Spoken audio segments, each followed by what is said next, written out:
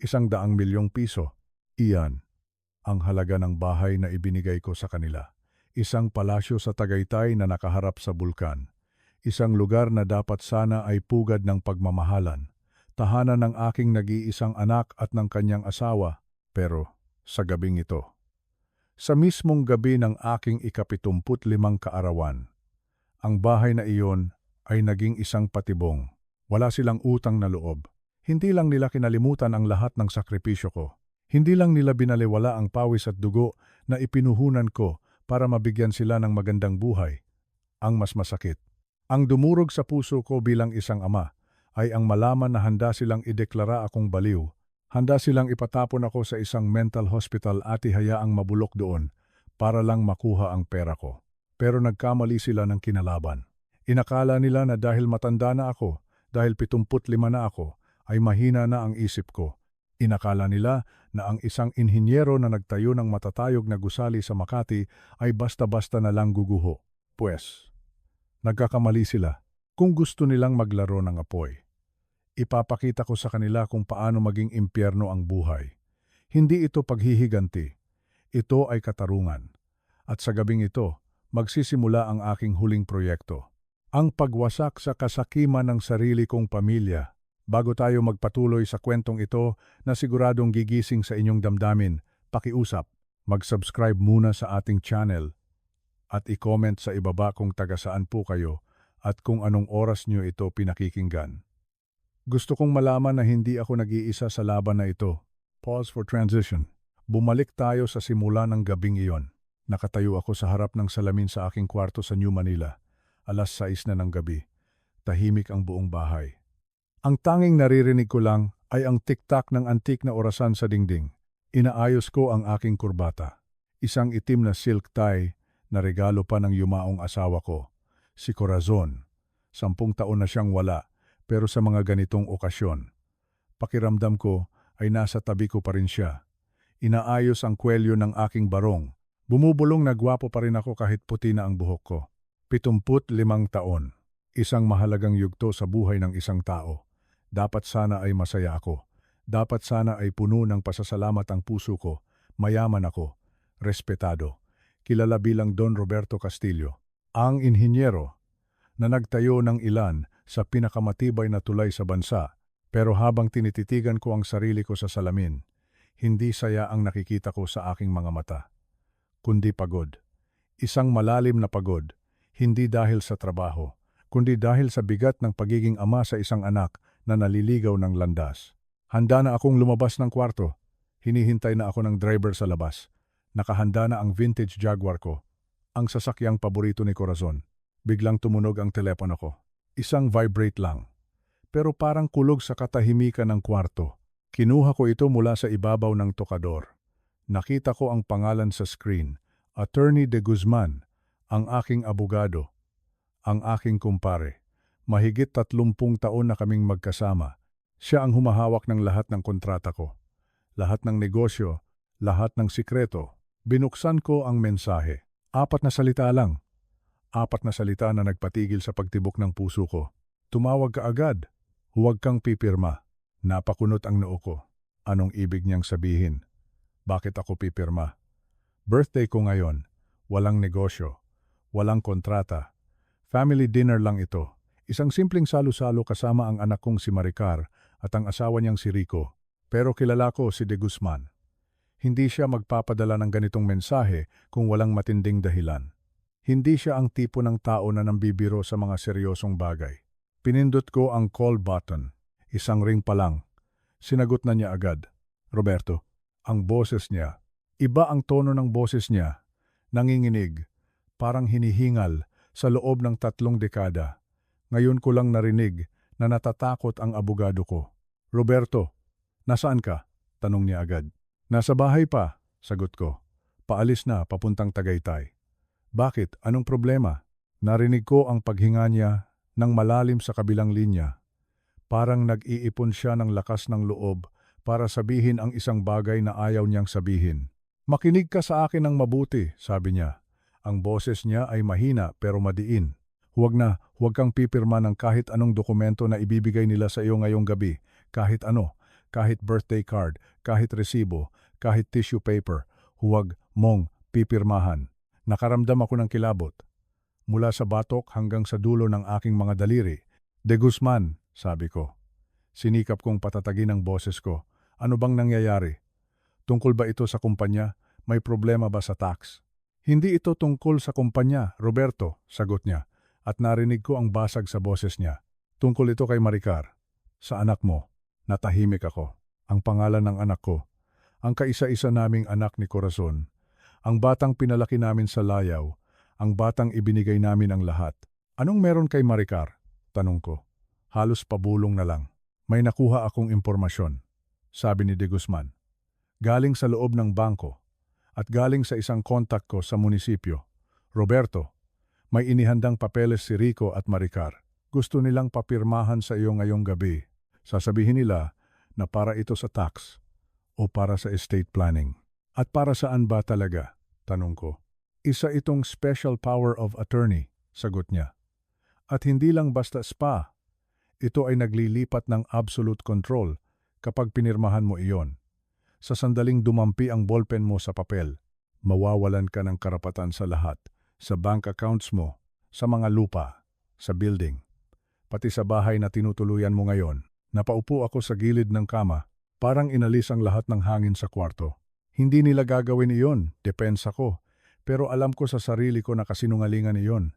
Anak ko siya, De Guzman, dugo ko siya, alam ko, sabi ng abogado.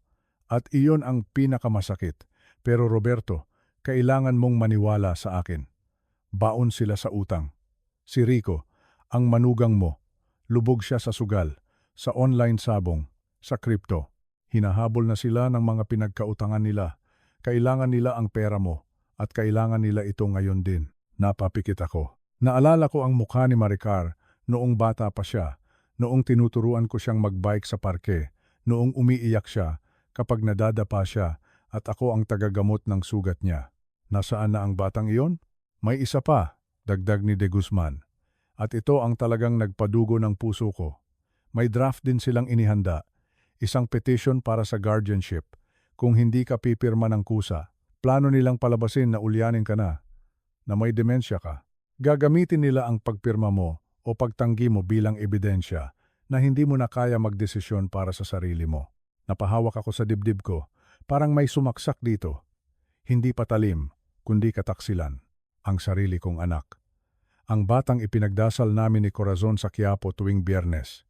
Ang batang binigyan namin ng lahat ng luho. Ngayon, handa akong ipatapon sa mental hospital para lang makuha ang pera ko. Roberto? Tawag ni De Guzman sa kabilang linya. Nandyan ka pa ba? Oo, sagot ko.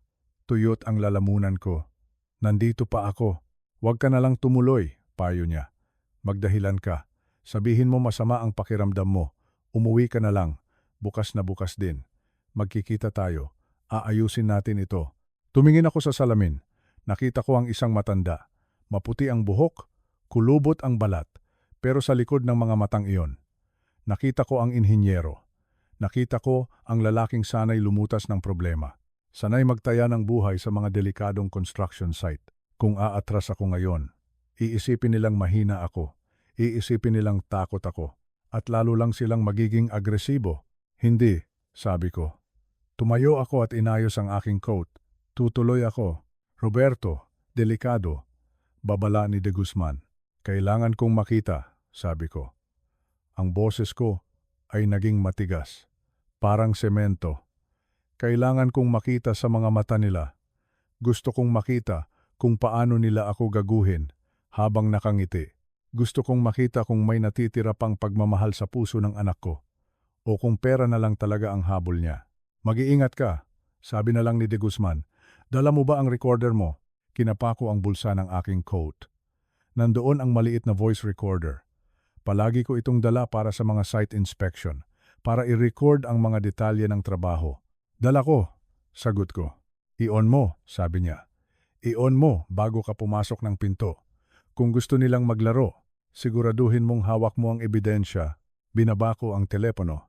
Huminga ako ng malalim. Isang dasal ang inusal ko. Panginoon, kayo na po ang bahala sa akin. Corazon, gabayan mo ako. Huwag mong hayaang tuluyan akong masira ng anak natin. Lumabas ako ng bahay. Sumakay ako sa kotse. Ang biyahe papuntang Tagaytay ay karaniwang tumatagal ng 2 oras. Pero sa gabing iyon, pakiramdam ko ay habambuhay ang biyahe. Habang binabagtas ko ang South Luzon Expressway, hindi ko maiwasang mag-isip, saan ako nagkulang? Sobra ba ang pagmamahal na ibinigay ko? Sobra ba ang mga material na bagay? Naalala ko noong nagpakasal si Maricar kay Rico. Tutol ako noong una. Si Rico ay galing sa isang pamilyang mayaman din. Pero iba ang ugali. Mayabang, tamad, mahilig sa shortcut. Pero mahal daw siya ng anak ko. Papa, sabi ni Maricar noon, siya ang kaligayahan ko. Kung mahal mo ako, tatanggapin mo siya. At dahil mahal ko siya, tinanggap ko. Binigyan ko sila ng kapital para sa negosyo. Nalugi. Binigyan ko ulit. Nalugi ulit. Binili ko ang lupa sa Tagaytay at pinatayuan ng mansyon. 100 milyong piso. Kasi sabi ni Maricar, gusto niya ng view ng Taal Volcano pagkagising niya. Gusto niya ng malaking garden para sa mga magiging apo ko. Wala naman silang binigay na apo. Ang binigay lang nila sa akin ay sakit ng ulo. At ngayon, isang patalim sa likod. Nakarating ako sa Tagaytay. Malamig ang hangin, amoy pino, pero hindi ko maramdaman ang lamig. Ang nararamdaman ko lang ay ang init ng galit na unti-unting namumuo sa dibdib ko. Pumasok ang kotse sa gate ng mansyon. Ang ganda ng bahay. Moderno. Puno ng salamin. Ang ilaw ay nagniningning. May mga nakaparadang sasakyan. Isang Porsche, isang BMW. Lahat iyon. Galing sa pera ko. Galing sa allowance na ibinibigay ko sa kanila buwan-buwan. Pinatay ko ang makina ng sasakyan bago ako bumaba. Dinukot ko ang recorder sa bulsa ko. Pinindot ko ang record button. Nakita ko ang maliit na pulang ilaw na umilaw. Ibinulsa ko ito sa tapat ng dibdib ko. Sa loob ng coat, malapit sa puso ko. Kung gusto nilang gumawa ng drama, bibigyan ko sila ng drama. Pero ako ang direktor ng pelikulang ito. At ako rin ang magsusulat ng ending. Lumabas ako ng kotse. Naglakad ako papunta sa pinto. Para akong naglalakad papunta sa isang giyera. Pero walang baril. Walang bomba. Ang dala ko lang ay ang katotohanan. At ang sakit ng loob ng isang amang nalaman na ang kanyang prinsesa ay isa palang ahas. Bumukas ang pinto. Si Maricar. Napakaganda niya. Naka-red dress, nakaayos ang buhok, amoy mamahaling pabango. Papa, tili niya. Yumakap siya sa akin. Mahigpit. Pero alam niyo ba kung ano ang naramdaman ko? Wala. Dati. Ang yakap ng anak ko, ang pinakamasarap na pakiramdam sa mundo. Pero ngayon, parang yakap ng isang estatwa. Matigas, malamig, peke. Happy birthday, Papa. Bati niya, sabay halik sa pisngi ko. Namiss kita. Buti naman nakarating ka. Akala namin naligaw ka na naman. Naligaw. Ayan na.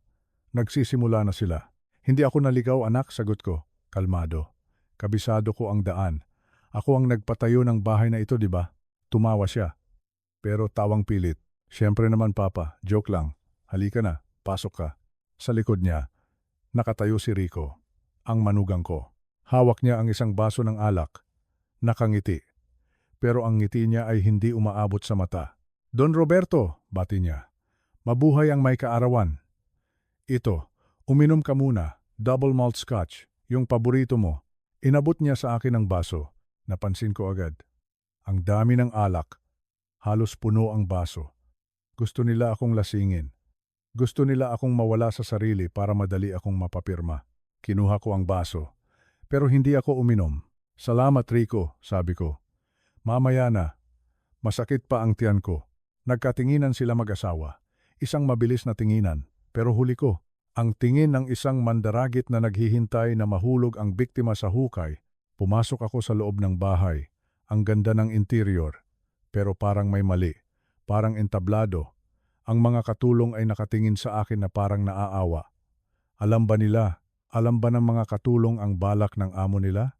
Umupo ako sa sala. Papa, sabi ni Rico. Ang lakas ng boses niya. Parang kinakausap ang bingi. Saan mo pala nilagay ang susi ng kotse mo? Akin na. Ipapapark ko sa driver. Nasa console table, sagot ko. Nilapag ko pagpasok ko.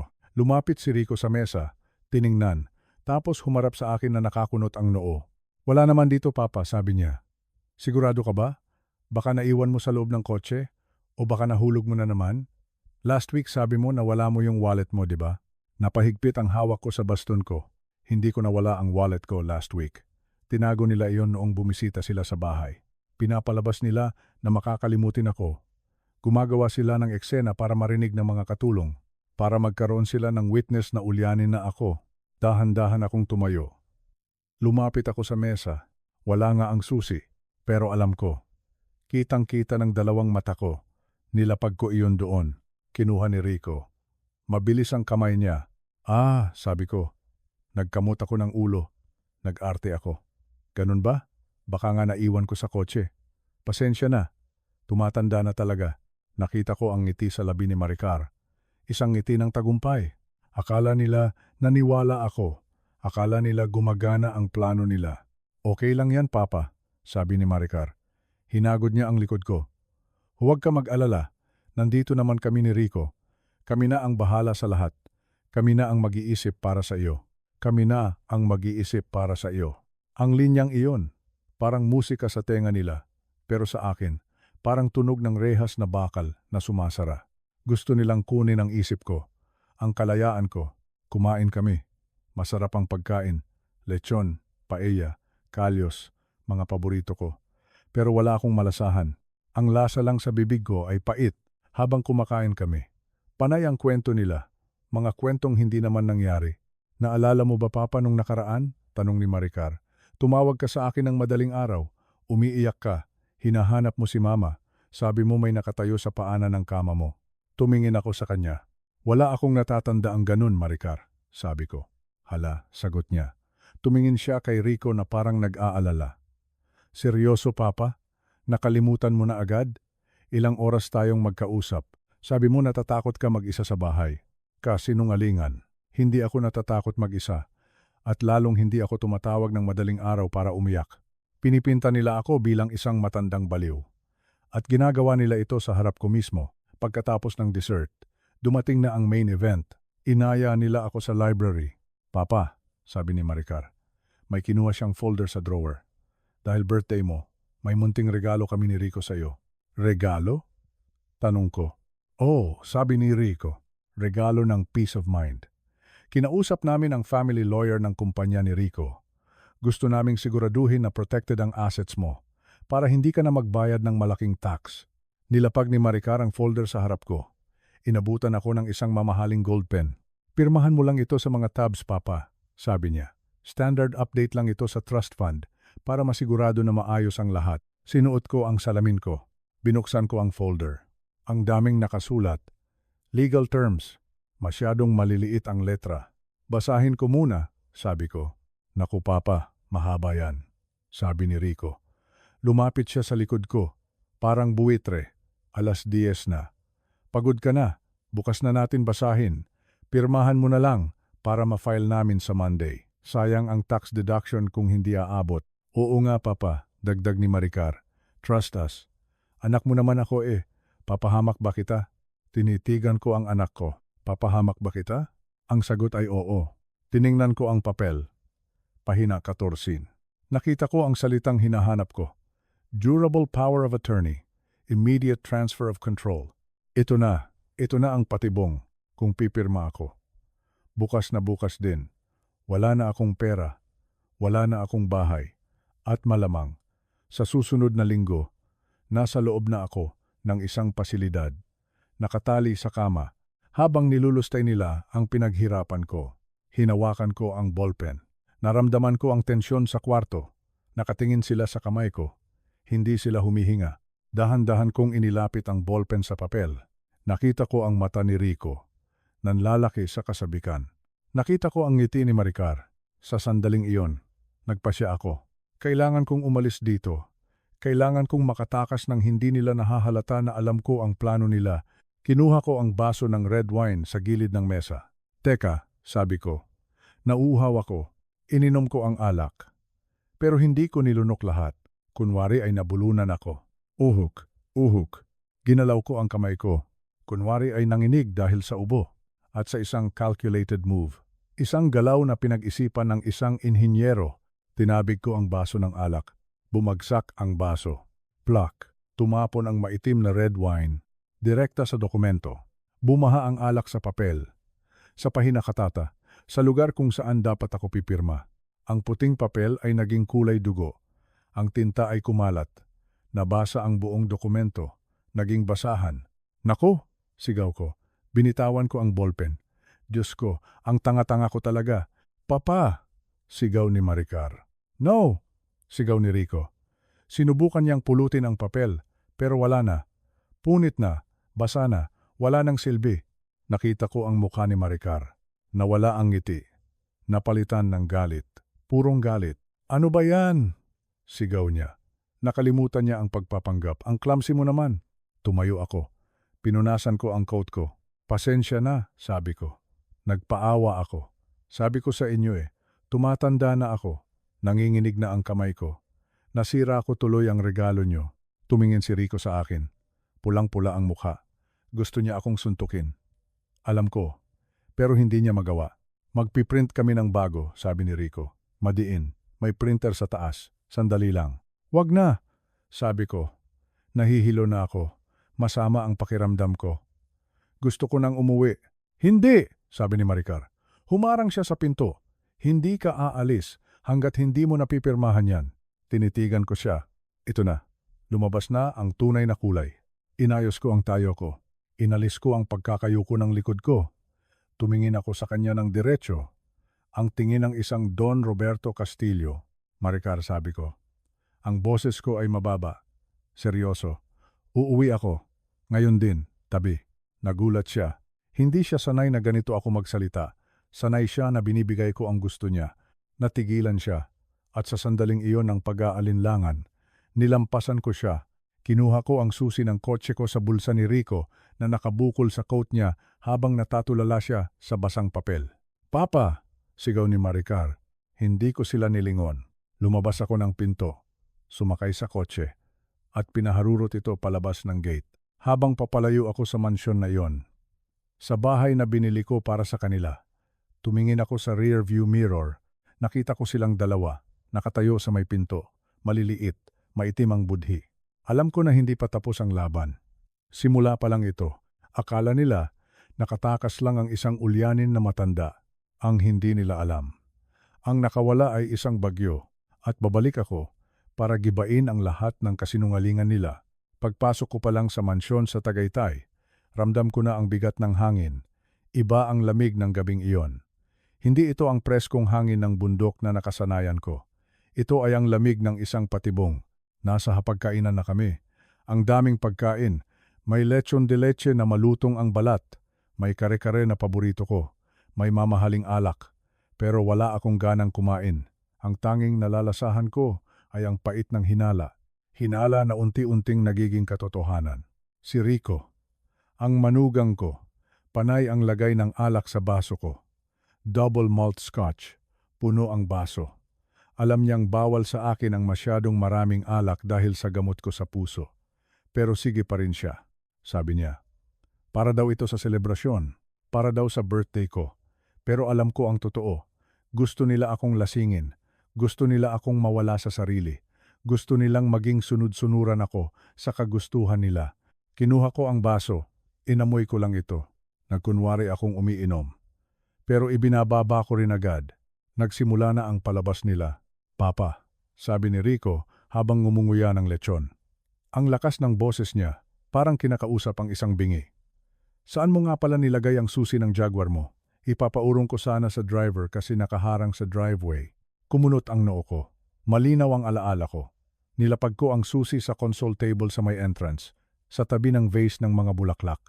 Kitang-kita ko yon. Nasa console table, sagot ko ng mahinahon, sa tabi ng mga orchids. Tumayo si Rico, pumunta sa may pinto. Nagtagal siya doon ng ilang sandali. Pagbalik niya, may lungkot na kunwari sa mukha niya. Umiling-iling pa siya. Wala doon, Papa, sabi niya. Tumingin siya kay Maricar. Nagpalitan sila ng makahulugang tingin. Wala sa mesa. Baka naiwan mo sa loob ng kotse? O baka nahulog mo na naman? Di ba noong nakaraan na wala mo rin ang wallet mo? Napahigpit ang hawak ko sa tinidor. Hindi ko nawala ang wallet ko noong nakaraan. Siya ang kumuha noon at itinago sa ilalim ng sofa para palabasing ulyanin ako. Ginagawa na naman nila. Gaslighting. Gusto nilang maniwala ako na sira na ang ulo ko. Gusto nilang maniwala ang mga katulong na nakikinig sa kusina na ang amo nila ay isa ng ulyanin na matanda. Huminga ako ng malalim. Pinakalma ko ang sarili ko. Engineer ako. Sanay ako sa pressure. Sanay ako mag-analisa ng sitwasyon. Kung papatol ako, kung magagalit ako, lalo lang nilang sasabihin na nagiging agresibo ako, dala ng katandaan. Baka nga, pagsisinungaling ko, pinilit kong ngumiti. Isang ngiting pagod. Baka nga naiwan ko, tumatanda na talaga ako, pasensya na kayo. Nakita ko ang ngiti sa labi ni Maricar. Isang ngiti ng tagumpay. Akala niya nauto na nila ako. Akala niya, ang tatay niyang nagpaaral sa kanya sa pinakamagandang unibersidad ay naging tanga na. Pagkatapos ng dessert, inilabas na nila ang tunay na pakay, si Maricar, ang prinsesa ko. Inabutan ako ng isang makapal na folder. Ang folder ay gawa sa mamahaling leather. Papa, malambing na sabi niya, dahil birthday mo, may regalo kami ni Rico sa iyo. Peace of mind. Alam mo naman, ayaw namin na nahihirapan ka sa pag-aasikaso ng mga properties mo. Kaya kinausap namin ang abogado, inayos namin ang mga papeles para mabawasan ang tax na babayaran mo. Binuksan ko ang folder. Inabot ni Rico ang isang gold pen. Pirmahan mo lang sa mga may sticker, Papa, sabi ni Rico. Nakatayo siya sa likod ko, parang isang buwitre na naghihintay sa bangkay. Standard procedure lang yan para sa tax update. Sinuot ko ang salamin ko. Tiningnan ko ang dokumento. Hindi ito tungkol sa tax. Nakarating ako sa pahina 14 at doon ko nakita ang katotohanan. Nakasulat sa malalaking letra, Special Power of Attorney. At sa ilalim nito, ang sugnay na naglilipat ng absolute control ng lahat ng ari-arian ko kay Maricar. Ang bahay sa New Manila, ang building sa Makati, ang lupa sa probinsya, ang bank accounts na may laman na retirement fund ko, lahat, isang pirma lang, at magiging pulubi ako sa sarili kong pamamahay. Ang kabuuan ng pinaghirapan ko, 1,200,000,000 piso, mawawala sa isang iglap. Tiningnan ko ang anak ko, nakangiti siya, pero ang mata niya ay walang emosyon, walang pagmamahal. Pera lang ang nakikita niya. Kailangan kong umalis dito. Pero kung tatanggi ako, baka pigilan nila ako. Baka ikulong nila ako sa kwarto. Nasa teritoryo nila ako. Kailangan kong mag-isip. Hinawakan ko ang ballpen. Kunwari ay pipirma na ako. Nakita ko ang pananabik sa mukha ni Rico. Halos hindi na siya humihinga. Dahan-dahan kong inabot ang baso ng red wine sa gilid ko. Sandali, sabi ko. Ang boses ko ay garalgal. Nauhaw ako. Bumuelo ako. Ginamit ko ang natitira kong galing sa acting. Pinanginig ko ang kamay ko. Parang inaatake ako ng Parkinson's o ng matinding panginginig ng kalamnan. Ay, sigaw ko. Tinabig ng siko ko ang baso ng alak. Bumagsak ang baso sa ibabaw ng dokumento. Kumalat ang maitim na likido. Parang dugo na dumaloy sa puting papel. Mabilis itong sumipsip sa pahina. Binura nito ang mga letra. Sinira nito ang pahina kung saan ako dapat pumirma. Naging basahan ng papel na dapat sana ay magiging death warrant ng kalayaan ko. Naku po, sigaw ko. Tumayo ako at nagpagpag ng damit. Ang clumsy ko talaga. Pasensya na kayo. Nasira ko ang regalo nyo. Papa naman, sigaw ni Maricar. Nawala ang pagpapanggap niya. Lumabas ang tunay na galit sa mukha niya. Ano ba yan? Ang tanga naman. Sorry anak, sabi ko. Yumuko ako para itago ang talim ng mata ko. Nanginginig na kasi ang kamay ko. Tumatanda na talaga. Magpiprint ako ng bago, mabilis na sabi ni Rico. Galit na galit siya, namumula ang mukha. Sandali lang, huwag kang aalis. Rico, sabi ko, humawak ako sa dibdib ko. Masama ang pakiramdam ko. Nahihilo ako sa alak. Kailangan ko nang umuwi. Bukas na lang natin ayusin. Hindi pwede, sigaw ni Rico. Hinarangan niya ako. Tiningnan ko siya. Inayos ko ang tayo ko. Sa sandaling iyon, hindi ako ang matandang ulyanin. Ako si Don Roberto. Rico, sabi ko. Mababa ang boses pero matigas. Uuwi ako, tabi. Nagulat siya sa tono ko. Natigilan siya.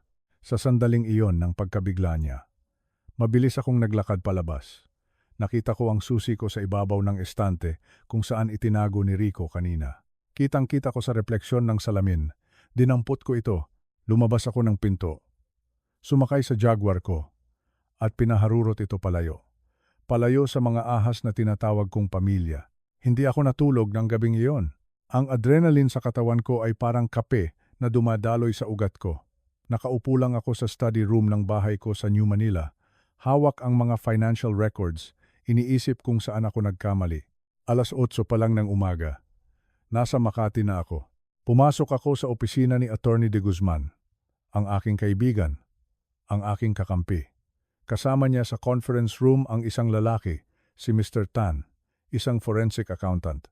Ang sabi ni De Guzman, si Tan ay parang aso na nakakaamoy ng dugo sa mga libro ng kwenta. Walang maitatago sa kanya. Roberto, sabi ni De Guzman, seryoso ang mukha niya. Maupo ka. Ibinigay ko sa kanila ang lahat ng access, lahat ng account numbers, lahat ng joint accounts namin ni Maricar. Sinabi ko kay Mr. Tan, halukain mo lahat. Gusto kong malaman kung saan napunta ang bawat sentimo na ibinigay ko sa kanila sa nakalipas na 10 taon. Tumahimik ang kwarto. Ang naririnig ko lang ay ang tunog ng keyboard at ang mahinang ugong ng aircon. 3 oras kaming naghintay. Umiinom lang ako ng kape na walang asukal. Pait lang ang gusto kong malasahan. Sa wakas, tumigil si Mr. Tan. Inalis niya ang salamin niya at tumingin sa akin. Ang tingin niya ay hindi awa, kundi takot. Takot para sa akin. Don Roberto, sabi ni Mr. Tan. Hindi lang ito simpleng problema sa pera. Isa itong sakuna. Hinarap niya ang laptop sa akin. Puro pula ang nakikita ko sa screen, mga numero na may negative sign. Ang manugang ninyong si Rico, paliwanag ni Tan. Matagal na siyang lubog. Hindi lang sa mga negosyong nalugi. Nalulong siya sa online gambling, sabong, casino, at ang pinakahuli. Nag-invest siya ng malaki sa isang cryptocurrency scam. Magkano? Tanong ko. Tuyot ang lalamunan ko. 400 milyon, sagot ni Tan. Napahawak ako sa mesa. 400 milyong piso. Pera na hindi naman kanila. Pera na inutang nila sa mga kaibigan, sa mga investors. At ang mas malala, may isa pa, dagdag ni Tan. At ito ang dahilan kung bakit sila desperado kagabi. Nagbukas siya ng isa pang dokumento. Isang titulo ng lupa, ang titulo ng bahay sa Tagaytay. Ang bahay sa Tagaytay, sabi ni Tan, nakapangalan pa rin ito sa inyo at kay Maricar, tama? Oo, sagot ko. Co-owner ako. May nakarehistrong sangla dito, sabi ni Tan. Isang second mortgage, nagkakahalaga ng 50 milyong piso. Inutang ito 6 na buwan na ang nakakaraan. Galing sa isang private lending firm. Hindi bangko, Don Roberto. Loan shark. Yung nagpapautang ng 56 pero sa malakihang halaga. Imposible, sabi ko. Hindi nila maisasanglayan nang wala ang pirma ko. Kailangan ang pirma ng lahat ng may-ari. Tumingin sa akin si Attorney De Guzman. Tingnan mo ang dokumento, Roberto, sabi niya. Tiningnan ko ang scanned copy sa screen. Nasa ibaba ng pahina. Ang pangalan ko, Roberto Castillo. At sa ibabaw nito, ang pirma ko, nakuhang-kuha, ang bawat kurba, bawat diin. Kung hindi ako ang tumitingin, iisipin kong ako ang pumirma, pero hindi ako pumirma. Pineke nila, bulong ko. Pineke nila ang pirma ko. At heto ang deadline, turo ni Tan sa petsa, due date na sa susunod na Biyernes. Nagpadala na ng notice ang nagpautang. Kung hindi nila mababayaran ang buong halaga kasama ang interes sa loob ng 7 araw, kakamkamin nila ang bahay. At kilala ko ang grupong ito. Hindi sila basta nagpapadala ng sulat, nagpapadala sila ng tao. 7 araw. Kaya pala desperado silang papirmahin ako sa special power of attorney kagabi. Kailangan nila ng access sa bank accounts ko para bayaran ang loan shark bago dumating ang Biyernes. Gusto nilang ubusin ang life savings ko para takpan ang krimen nila. Gusto nilang iligtas ang sarili nila sa pamamagitan ng pagpatay sa akin. Hindi man pisikal na pagpatay, pero papatayin nila ang kinabukasan ko. Ang dignidad ko, tumayo ako, naramdaman ko ang init sa mukha ko. Gusto kong makita, sabi ko. Saan ito, pinanotaryo? Gusto kong makita ang taong nagpatunay na ako ang pumirma niyan. Sa may Quiapo, sabi ni Tan. Isang maliit na opisina. Pumunta tayo, utos ko. Ngayon din. Ang opisina ng notaryo ay nasa isang masikip na eskinita sa Quiapo, madilim. Amoy usok ng tambutso at pritong isaw. Malayo sa malinis at air-conditioned na mga opisina sa Makati na sanay ako pagpasok namin. Natakot ang notary public nang makita ang badge ni Attorney De Guzman at ang banta ng demanda. Nanginginig siyang ibinigay ang logbook at pumayag siyang ipakita ang CCTV footage noong araw na pinirmahan ang sangla. Nakatayo kami sa maliit na kwarto sa likod, nakatingin sa grainy na monitor. Play. Nakita ko si Rico na pumasok, nakapolo barong. Mukhang mayaman, mukhang respetado. Tumingin siya sa relo niya, parang naiinip. Maya-maya. Bumukas ulit ang pinto. Pumasok ang isang matandang lalaki. Napahawak ako sa bibig ko. Ang matandang lalaki ay kasing tangkad ko. Nakasuot ng barong na katulad ng madalas kong suotin. Nakasombrero at naka-surgical mask. Nakayuko siya, may dalang baston, naglalakad na parang hirap na hirap. Nagpapanggap siyang ako. Umupo siya sa tabi ni Rico. Inabot ng notaryo ang dokumento. Nakita ko sa video kung paano itinuro ni Rico kung saan pipirma. Walang pag-aalinlangan, walang pagbabasa. Pinirmahan ng impostor ang pangalan ko, paulit-ulit, Roberto Castillo. Roberto Castillo. Roberto Castillo. Ninakaw niya ang pangalan ko. Ninakaw niya ang pagkatao ko. Pero ang mas masakit ay ang sumunod na nangyari. Nang matapos ang pirmahan, at nang tumalikod ang notaryo para tatakan ng papel, nakita ko si Rico. Tinaas niya ang kamay niya at nakipag-apir siya sa impostor. High five. Nagtawanan sila. Tinapik pa ni Rico ang likod ng matanda. Parang sinasabing, good job. Parang sinampal ako ng video na yon. Ang manugang ko, ang taong tinanggap ko sa pamamahay ko, ang taong pinakain ko. Nagdiriwang matapos niya akong nakawan. Tuwang-tuwa siya na naloko niya ako. Tingnan mo to, sabi ni Tan. I-impose niya ang video at zoom sa mukha ng impostor, kahit nakamaskara. May pamilyar sa kanya. Kilala ko yan, sabi ni De Guzman. Yan si Mang Carding. Dati nating driver na tinanggal dahil sa pag-iinom. Sila ang kumuha sa kanya, mas lalo akong nasaktan. Ginamit pa nila ang tao na tinulungan ko noon para traidorin ako ngayon. Pero nasaan si Maricar? Nasaan ang anak ko? Attorney, tanong ko. Kasama ba ang anak ko dito? Wala siya sa video, sabi ni De Guzman. Pero Don Roberto, imposibleng hindi niya alam. Siya ang co-owner ng bahay. Siya ang makikinabang sa pera. At siya ang tumatawag sa iyo para abalahin ka habang ginagawa nila ito. Napaluha ako. Isang butil ng luha na puno ng pait. Ang anak ko. Ang dugo at laman ko. Kasabwat sa krimeng ito. Hindi na ito simpleng hindi pagkakaintindihan. Hindi ito simpleng pagsuway ng anak sa magulang. Krimen ito. Estafa. Falsification of documents. Identity theft. Kunin mo ang kopya ng video. Utos ko kay De Guzman. Ang boses ko ay matigas na. Wala nang awa. Kunin mo lahat. Lumabas kami sa madilim na opisina na iyon. Paglabas sa arawan, masakit sa mata, pero mas malinaw na ang isip ko. Namulat na ako. Wala na akong anak na babae. Ang babaeng yon ay patay na sa puso ko. Ang natitira na lang ay isang kriminal na kailangang panagutin. Sumakay ako sa kotse. Hinawakan ko ang manibela hanggang sa mamuti ang mga kamao ko. Roberto, sabi ni De Guzman, pwede tayong mag-file ng civil case. Pwede nating ipatigil ang guardianship hearing. Hindi, sabi ko. Tumingin ako sa kanya.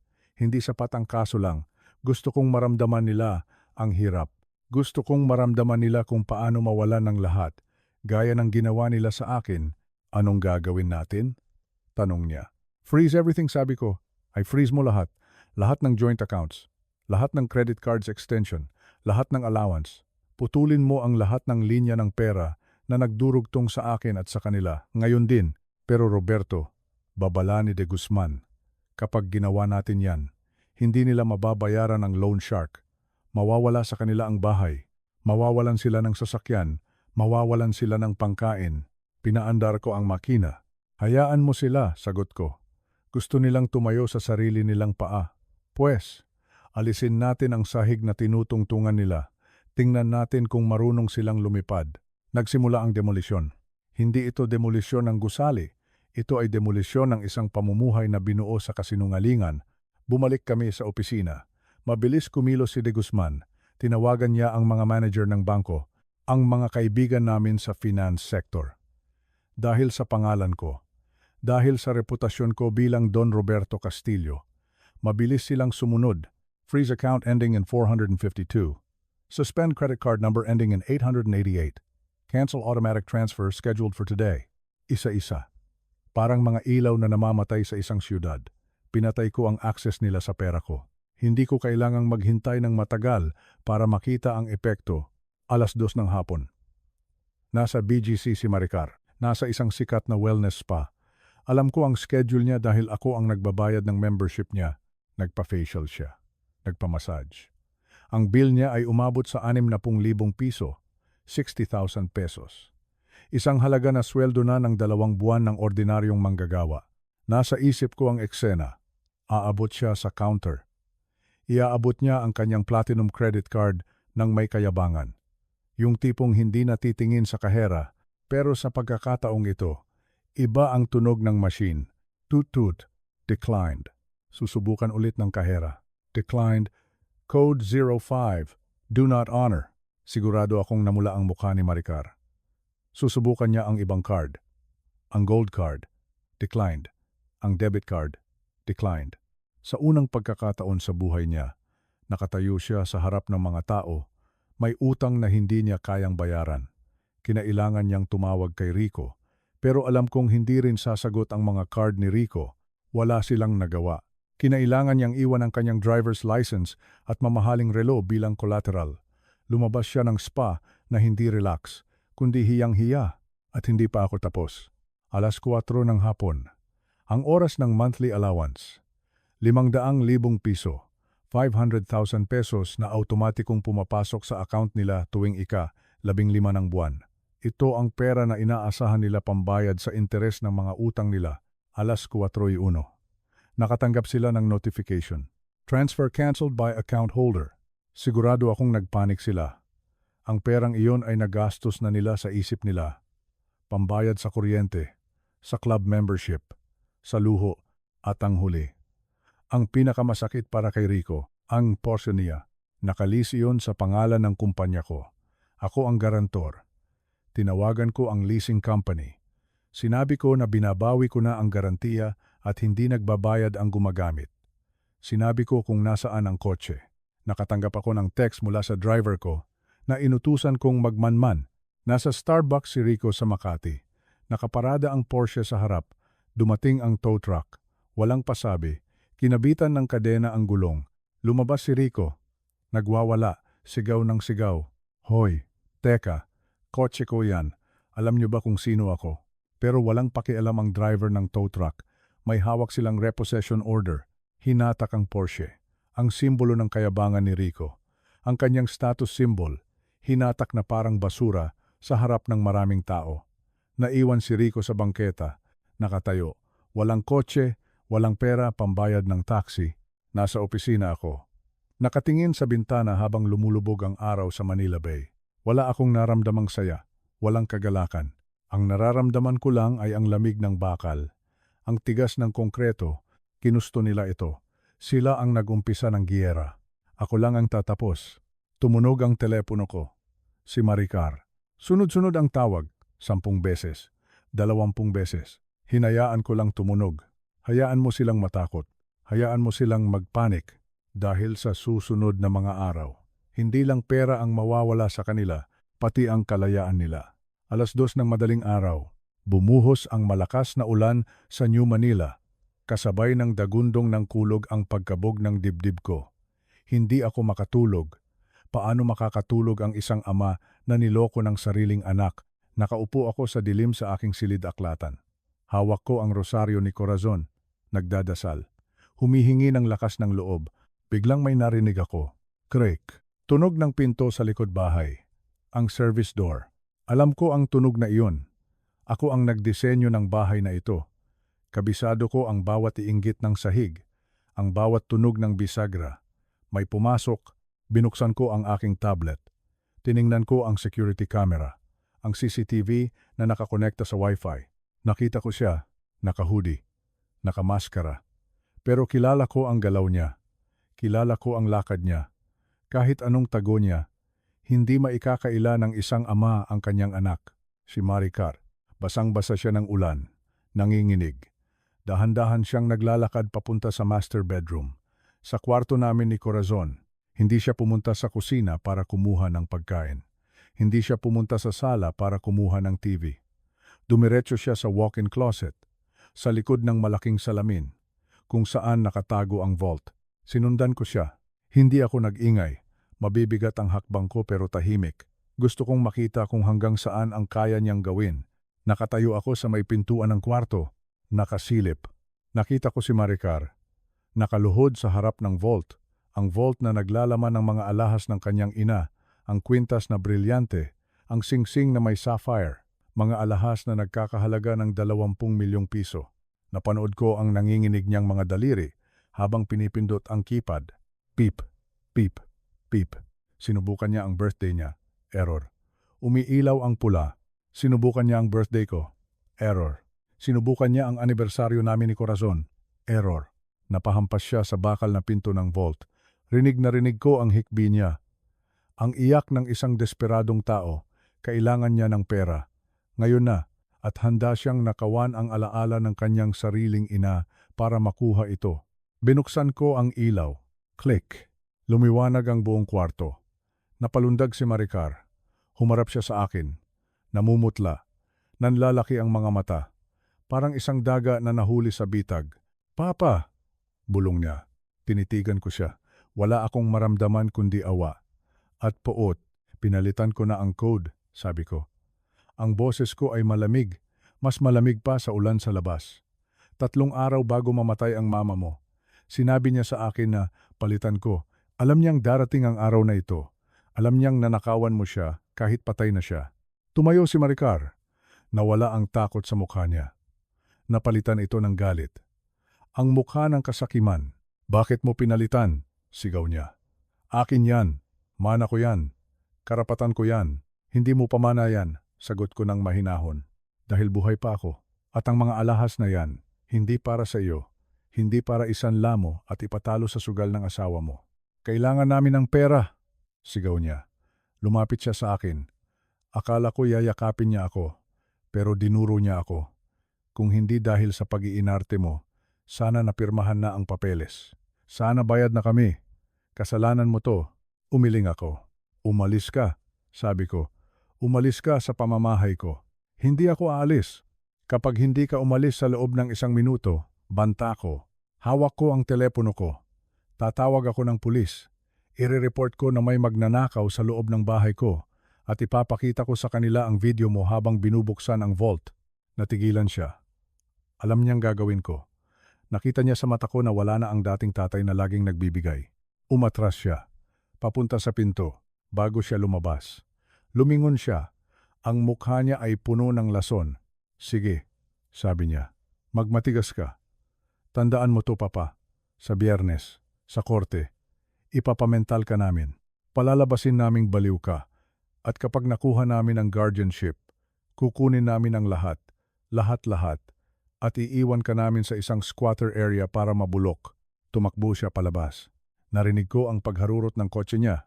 Naiwan akong nakatayo sa kwarto ng asawa ko. Tumingin ako sa picture ni Corazon sa mesa. Patawarin mo ako, mahal, bulong ko. Pero kailangan ko nang tapusin ang kahibangan ng anak natin. Kinaumagahan. Hindi ako nagpahinga. Alam kong totohanin nila ang banta. Planado na ang lahat. 7:00 pa lang ng umaga. Nakabihis na ako. Suot ko ang aking pinakamagandang Amerikana. Nagpunta ako sa St. Luke's Medical Center sa Global City. Dumiretso ako sa opisina ng pinakamagaling na neurologist. Doktor, sabi ko, kailangan ko ng full cognitive exam. Ngayon din, kailangan kong ng sertipiko na nasa matinong pag-iisip ako, na wala akong demensya, wala akong Alzheimer's. Ginawa nila ang lahat ng test, memory test, logic test, pinag-drawing nila ako ng orasan, pinag-compute nila ako ng math problems. Sisiw lang sa akin yon, engineer ako. Ang utak ko ay kasing talas pa rin ng dati. Hindi ako nakontento sa isa. Pumunta ako sa Makati Medical Center. Kumuha ako ng second opinion. Tapos pumunta pa ako sa Asian Hospital. 3 doktor. 3 sikat na espesyalista. 3 sertipiko. Lahat nagsasabing 100% na malinaw ang isip ni Don Roberto Castillo. Hawak ko ang mga papel na parang sandata. Ito ang shield ko. Pumunta ako sa opisina ni Attorney De Guzman. Inilatag ko ang mga sertipiko sa mesa niya. Oh, sabi ko nang may pagmamalaki. Tingnan mo yan. Hindi nila ako pwedeng ideklarang baliw, may ebidensya na tayo. Pero hindi ngumiti si De Guzman. Mukha siyang namatayan. Roberto, sabi niya nang mahina, maganda yan. Pero may problema tayo. May masamang balita. Ano yon? Tanong ko. May nakuha silang witness, sabi niya. Si Sarah. Natigilan ako. Si Sarah. Ang dating nurse ni Corazon noong nasa ospital pa ito. Anong meron kay Sarah? Pipirma siya ng affidavit, paliwanag ni De Guzman. Tetestigo siya sa korte. Sasabihin niya na noong nagtatrabaho siya sa inyo, nakikita ka daw niyang kinakausap ang hangin, na iniiwan mong bukas ang kalan, na nagwawala ka, at nananakit. Kasinungalingan, sigaw ko. Napahampas ako sa mesa. Alam mo ang totoo. Tinanggal ko siya dahil nahuli ko siyang nagnanakaw ng gamot ni Corazon. Nagnanakaw siya ng morphine. Alam ko, sabi ni De Guzman. Pero hindi natin siya kinasuhan noon. Naawa ka sa kanya. Wala tayong police report. Kaya ngayon, ang salita niya laban sa salita mo. Napaupo ako. Ang awa ko noon. Ang pagpapatawad ko noon. Ito ngayon ang gagamitin para patayin ako. Hindi lang yon, dagdag ni De Guzman. At ito ang talagang nagpakilabot sa akin, yung judge na hahawak ng kaso, si Judge Morales. Anong meron sa kanya? May kontak ako sa bangko, bulong ni De Guzman. May pumasok na malaking halaga sa account ng asawa ng judge kahapon. 2.5 milyong piso. 2.5 million pesos. Galing sa isang offshore account na konektado kay Rico. Natahimik ako. Binili na nila ang hustisya. Binili nila ang nurse. Binili nila ang judge. Kahit anong talino ko, kahit anong dami ng medical certificate ko. Kung bayad ang hukom, talo ako. Tumingin ako sa bintana ng opisina. Nakikita ko ang mga gusali ng Makati. Akala nila, nakuha na nila ako. Akala nila wala na akong magagawa. De Guzman, sabi ko. Tumingin ako sa kanya ng diretso. Kung madumi sila maglaro, pues, dudumihan din natin ang kamay natin. Hanapin mo ang disciplinary record ni Sarah sa nursing board at ihanda mo ang NBI. Dahil sa Biyernes, hindi lang guardianship case ang mangyayari, kundi isang malaking hulihan. Miyerkules. 2 araw bago ang pagdinig. Nasa bahay ako, tahimik. Pero alam kong kalmado lang ito bago ang bagyo. Tanghaling tapat. Nakita ko sa CCTV, may humintong puting van sa tapat ng gate. Walang tatak, walang plaka ng ospital. Bumaba ang 4 na lalaki. Malalaki ang katawan. Nakasuot ng puting uniforme na parang sa mental hospital. Pero halatang hindi sila nurse. Ang mga braso nila ay puno ng tattoo. Ang mga mata nila ay matatalim, mga goons, mga bayarang maton. Nag-doorbell sila ng sunod-sunod. Don Roberto, sigaw ng isa. Emergency medical team po ito. Pinadala kami ng anak niyo. Buksan niyo ang gate. Tiningnan ko ang monitor. Nakita ko ang isang lalaki sa likod na may hawak na syringe at posas. Gusto nila akong dukutin. Gusto nila akong itakas bago mag-Biyernes. Dadalhin nila ako sa isang private facility. Tuturukan ng pampakalma at sisiguraduhin na hindi ako makakasipot sa korte kapag wala ako sa korte. Mananalo sila by default. Mabilis akong kumilos. Pinindot ko ang lockdown mode ng security system ko. Bumaba ang mga bakal na shutter sa mga bintana. Ang mga pinto ay nag-lock ng automatic. Ang buong bahay ay naging kuta, naging fortress. Kinuha ko ang intercom. Umalis kayo, sigaw ko sa mic. Rinig na rinig sa buong kalye. Tumawag na ako ng pulis. May baril ako sa loob. Subukan yung pumasok at papuputukan ko kayo. Nagkatinginan ang mga lalaki. Nakita nila ang mga CCTV camera na gumagalaw at nakatutok sa kanila. Alam nilang recorded ang lahat. Narinig nila ang wangwang ng barangay patrol sa malayo. Nagpanik sila. Sumakay sila pabalik sa van at humarurot palayo. Nangangatog ang tuhod ko. Napaupo ako sa sahig. Muntik na yon. Muntik na nila akong makuha. Kinagabihan, tumunog ang email ko. Isang mensahe mula sa IT expert na kinuha ni De Guzman. Sir, sabi sa email, nahack namin ang cloud account ng dashcam ng kotse ni Rico. Pakinggan niyo ito. Ito ang ebidensya na tatapos sa lahat. Sinuot ko ang headphones. Pinindot ko ang play. Ang tunog ay malinaw. Nasa loob sila ng sasakyan. Umuulan. Boses ni Rico. Palpak. Palpak ang plano. Naka-lockdown ang bahay ng matanda. Hindi makapasok ang mga bata. Boses ni Maricar. Paano na yan? Sa Biyernes na ang hearing, kapag nakapagsalita siya sa korte. Talo tayo. Mawawala ang bahay. Papatayin tayo ng mga inutangan mo. Katahimikan. Tapos nagsalita ulit si Rico. Ang boses niya ay parang demonyo. Rico, wala na tayong choice. Kailangan na nating gawin ang plan B. Maricar, anong plan B? Rico, aksidente. Matanda na siya. Luma na ang Jaguar niya. Pwedeng mawalan ng preno. Pwedeng madulas sa bangin sa Tagaytay. Kapag namatay siya bago mag-Biyernes, automatic na sa atin ang lahat. Plus, may life insurance siya. 50 million. Solve na ang problema natin. Hinintay ko ang sagot ng anak ko. Hinintay ko na sumigaw siya. Na sabihin niyang, huwag. Tatay ko yan. Baliw ka na ba? Pero hindi. Ang narinig ko ay isang malalim na buntong hininga. At ang sagot ni Maricar na dumurog sa huling piraso ng puso ko. Maricar, basta siguraduhin mo lang na malinis. Ayaw kong makulong. Gawin mo na. Basta makuha natin ang pera. Inalis ko ang headphones. Tumulo ang luha ko.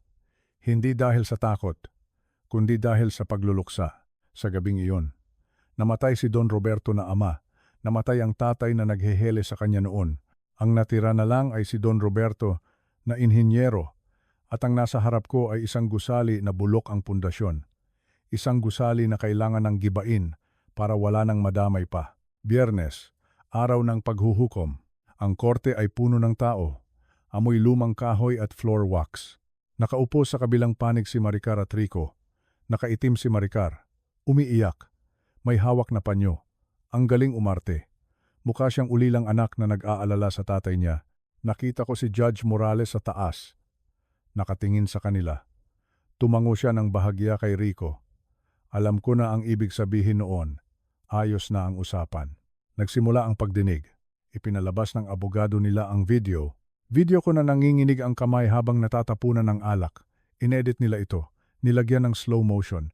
Mukha talaga akong kawawa. Mukha akong ulyanin. Tapos, tinawag nila si Sarah, ang nurse. Umupo siya sa witness stand, nanumpa sa Biblia. Opo, Your Honor, sabi ni Sarah habang umiiyak kunwari. Nakakaawa po si Don Roberto. Kinakausap niya ang pader. Minsan po nagwawala siya. Muntik na niya akong saktan.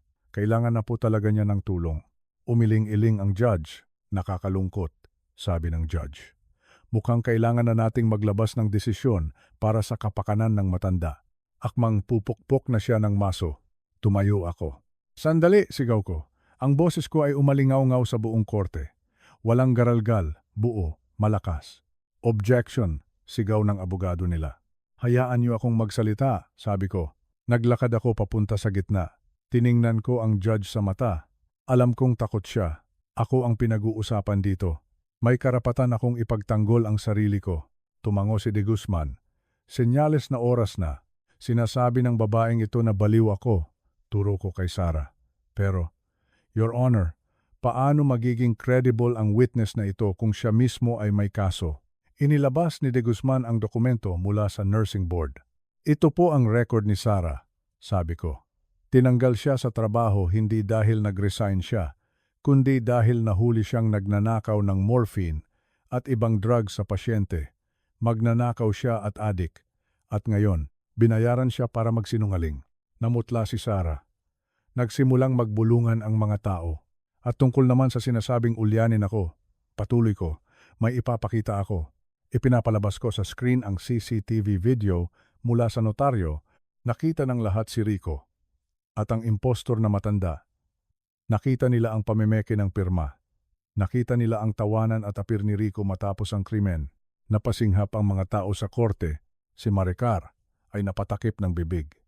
Si Rico ay parang hihimatayin. Pero hindi pa ako tapos. At ang huli, sabi ko, ang boses ko ay naging seryoso. Your Honor, gusto kong malaman ninyo kung bakit nila ito ginagawa. Hindi dahil mahal nila ako, kundi dahil gusto nila akong patayin. Objection, sigaw ni Rico. Tumayo siya. Papatayin ninyo yan, bawal yan. Pero huli na. Pinindot na ni De Guzman ang play. Bumaha sa speakers ng korte ang boses nila, pwedeng mawalan ng preno. Kapag namatay siya, sa atin ang lahat. Gawin mo na, katahimikan. Nakabibinging katahimikan. Tumingin ang lahat kay Maricar. Ang babaeng kanina ay umiiyak kunwari. Ngayon ay nakayuko. Nanginginig sa takot. Hindi dahil sa hiya, kundi dahil alam niyang tapos na ang lahat. Biglang bumukas ang pinto sa likod. Pumasok ang 6 na lalaki na nakauniforme ng NBI, National Bureau of Investigation. Dire-diretso sila sa harap. Judge Morales, sabi ng NBI agent, inaaresto namin kayo para sa bribery at corruption. May warrant kami para buksan ang bank account nyo. Tapos bumaling sila kay Rico at Maricar. Rico Santos, Maricar Castillo. Inaaresto namin kayo para sa kasong parricide conspiracy, estafa at falsification of documents. Hindi! Wala akong kasalanan! Sigaw ni Rico habang pinoposasan siya. Siya ang may pakana! Siya ang nag-utos sa akin! Turo niya kay Maricar. Naglaglagan sila. Walang pagmamahalan. Walang loyalty. Sa huli, sarili lang nila ang iniisip nila. Tumingin sa akin si Maricar habang hinihila siya ng mga ahente. Papa, tulungan mo ako! Sigaw niya. Anak mo ako, Papa. Tinalikuran ko siya. Tumingin ako sa krus na nakasabit sa dingding ng korte. Tapos na, bulong ko. Tapos na ang palabas. Tumahimik ang mundo pagkatapos ng bagyo.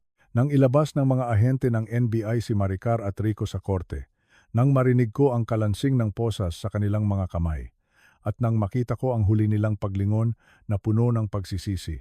Akala ko ay magiging masaya ako. Akala ko ay magpapalakpak ang tenga ko sa tuwa. Pero hindi.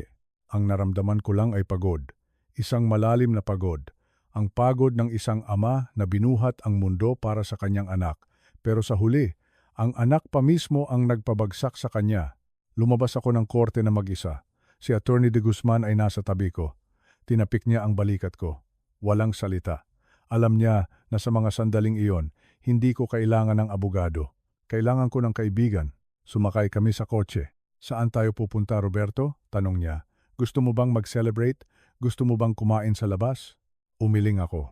Tumingin ako sa bintana. Pinanood ko ang pagdaan ng mga gusali sa Maynila. Hindi, sagot ko. Pumunta tayo sa opisina mo. Ngayon din. May huli akong dokumento na kailangang pirmahan. Alam ni De Guzman kung ano ang tinutukoy ko sa loob ng opisina. Inilabas niya ang bagong Last Will and Testament, ang huling habilin ni Don Roberto Castillo. Binasa ko ito. Bawat pahina, bawat salita, sa dating testamento. Nakasulat na ang lahat ng ari-arian ko, ang bilyong pisong halaga ng lupa, ang mga shares sa kumpanya, ang mga alahas ni Corazon, lahat ay mapupunta kay Maricar Castillo. Kinuha ko ang ballpen, ang bigat ng kamay ko. Dugo ko siya, laman ko siya. Mahirap burahin ang pangalan ng sarili mong anak, pero naalala ko ang boses niya sa recording. Gawin mo na. Basta makuha natin ang pera. Naalala ko na handa siyang patayin ako para sa mana. Pumikit ako, huminga ng malalim. At sa isang madiin na guhit, pinirmahan ko ang bagong dokumento. Sa bagong testamento, walang makukuha si Maricar. Kahit 5 duling, wala. Tinanggalan ko siya ng karapatan. Hindi dahil sa galit, kundi dahil sa katarungan. Ang lahat ng yaman ko ay hahatiin sa 2. Ang kalahati ay mapupunta sa Corazon Castillo Engineering Foundation, isang charity na magpapaaral sa mga matatalinong estudyante na walang pambayad ng tuition. Gusto kong makatulong sa mga batang nangangarap maging inhinyero, mga batang katulad ko noon na walang ibang puhunan kundi sipag at talino. At ang kalahati ay mapupunta kay Ana. Si Ana ay anak ng pinsan ko sa probinsya. Matagal na kaming walang komunikasyon, hindi dahil sa away, kundi dahil masyado akong naging abala sa pagpapayaman kay Maricar. Nahanap siya ng private investigator ko. Nag-aaral siya ng civil engineering sa Mapua. Pero dahil wala silang pera, nagtatrabaho siya bilang serbidora sa isang maliit na karinderya sa Intramuros. Pinuntahan ko siya. Naaalala ko pa ang araw na iyon. Umuulan. Pumasok ako sa karinderya. Amoy mantika, mainit, masikip. Nakita ko si Ana. Payat siya. Walang makeup. Nakatali lang ang buhok. Pawisan, pero nakangiti siya. Mabilis siyang kumilos. nagpupunas ng mesa, nagbubuhat ng tray ng ulam, magalang siya sa mga customer kahit na sinusungitan siya ng iba. Nakita ko sa kanya ang sarili ko noong bata pa ako. Nakita ko sa kanya si Corazon, ang sipag, ang dignidad sa trabaho. Umupo ako sa isang sulok, umorder ako ng kape. Nang iabot niya ang kape, nagulat siya. "Tito Berting?" tanong niya. Nanlaki ang mata niya. "Kayo po ba yan?" "Ako nga, Ana," sagot ko. Hindi siya humingi ng pera. Hindi siya nagreklamo sa buhay niya. Ang una niyang tinanong ay, "Kumusta po kayo? Kumusta po si Ate Maricar?" Doon ko napatunayan. Ang dugo ay hindi sapat para maging pamilya. Ang tunay na pamilya ay nakikita sa puso. Inalok ko sa kanya ang pamamahala ng foundation. Binigyan ko siya ng sweldo, hindi sapat para bumili ng Ferrari. Pero sapat para makatapos siya ng pag-aaral nang hindi na kailangang maghugas ng plato. Sapat para mabuhay siya ng may dignidad. Umiyak siya. Niyakap niya ako. Ang yakap na mainit, ang yakap na totoo. Lumipas ang 3 taon. 78 taon na ako ngayon. Tahimik na ang buhay ko. Wala nang drama, wala nang sigawan. Araw-araw. Gumigising ako ng maaga. Pumupunta ako sa mga site ng foundation. Tinitingnan ko ang mga school building na ipinapatayo namin sa probinsya. Nakikipagkwentuhan ako sa mga foreman, nakikipagkape sa mga trabahador. Masaya ako. Pakiramdam ko ay may silbi pa rin ako. Isang gabi, may malaking event ang foundation. Isang charity gala sa Manila Hotel. Nakatuksido ako. Kasama ko si Ana. Isa na siyang ganap na engineer ngayon. Ang ganda niya tingnan. Matalino. Disente. Siya na ang nagpapatakbo ng lahat. Ako ay tagapayo na lang. Habang nagtatalumpati si Ana sa entablado, lumabas muna ako sa lobby para magpahangin sa labas ng hotel. Sa may gilid ng entrance kung saan dumadaan ang mga staff, may nakita akong babae. Nakasandal siya sa pader. Nakasuot ng lumang uniform ng kitchen staff. Mukhang pagod na pagod. Ang buhok niya ay may mga puti na. Ang balat niya ay kulubot at sunog sa araw. Ang mga kamay niya ay magaspang. Puno ng sugat at kalyo. Tinitigan ko siya, si Maricar. Ang dati kong prinsesa, ang babaeng laging nasa spa at salon. Ngayon ay nagtatrabaho bilang dishwasher sa hotel. Nakita niya ako. Natigilan siya. Binitawan niya ang sigarilyong hawak niya. Lumapit siya ng kaunti. Pero pinigilan siya ng security guard. "Bawal po lumapit sa guests," sabi ng guard. Itinaas ko ang kamay ko. Senyales sa guard na hayaan siya. Lumapit si Maricar. Hindi siya makatingin sa akin ng diretso. Nakayuko siya, hiyang-hiya. "Papa!" bulong niya. Ang boses niya ay garalgal. Parang boses ng taong tinalikuran ng mundo. "Maricar," sagot ko. "Kalmado lang ako. Wala nang galit. Nakulong ako ng 2 taon," sabi niya. "Kakalaya ko lang noong 1 buwan, probation." "Alam ko," sabi ko. "Si Rico." Napahikbi siya. Nasa loob pa rin siya. Iniwan na niya ako. Sinisi niya ako sa lahat. Tumango lang ako. Tumingin siya sa akin. Ang mga mata niya ay puno ng luha. At sa sandaling iyon, nakita ko ang dati niyang ugali. Ang ugali ng paghingi. "Papa," sabi niya. Hirap na ako. Dishwasher lang ako dito. Minimum wage. Wala akong matirhan na maayos. Bed spacer lang ako sa Pasay. Ang sakit ng likod ko. Ang sakit ng mga kamay ko." Lumapit siya lalo. "Papa, baka naman may konti ka diyan. Kahit pang-upa lang ng apartment. Kahit pang puhunan lang. Anak mo naman ako eh. Parang awa mo na." Tinitigan ko siya. May pitaka ako sa bulsa. Puno ng pera. Pwede ko siyang bigyan ng 50,000 ngayon din. Barya lang sa akin iyon. Pero naisip ko, kung bibigyan ko siya ng pera ngayon, anong mangyayari? Babalik siya sa dati. Iisipin niya na laging may sasalo sa kanya. Iisipin niya na ang pera ay madaling makuha. Ang pera ang sumira sa kanya.